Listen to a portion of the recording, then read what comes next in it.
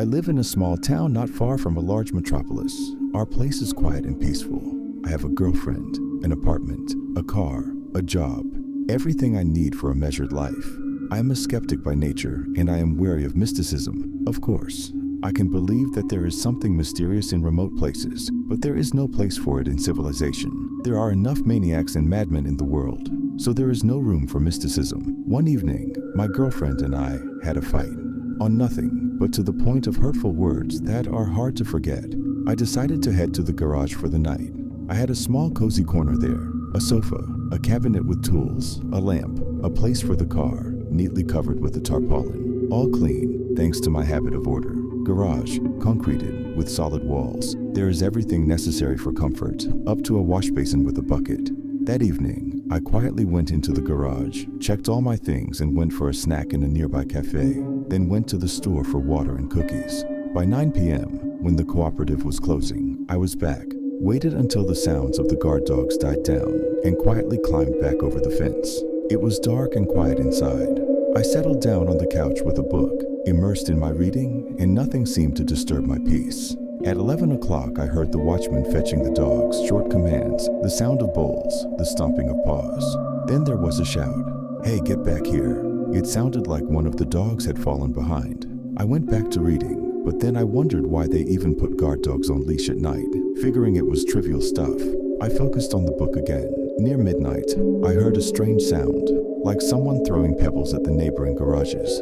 I ignored it at first, but then it got louder and louder.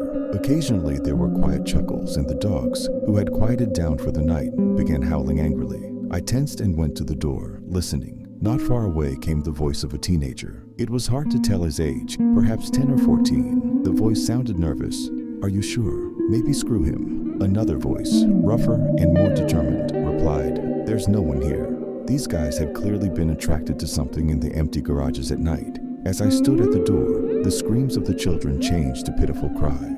"Mr. Help, please."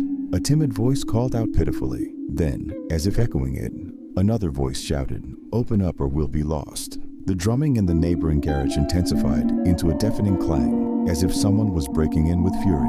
I held the deadbolt on the door tightly, feeling strangely anxious and afraid. After a few minutes, it quieted down. Then the shrill voice came again. "You didn't open it. There, you didn't open it." Hearing it, I felt a chill run down my spine. Then in the darkness of the garage came a childish laugh and a whisper, "Peekaboo." I rushed to the door, burst out, and ran toward the guard's booth. Behind me, there was an evil laugh, and someone grabbed me sharply by the shoulder, as if digging in with claws. I screamed, and clinging for my life, ran on, stumbling at every step.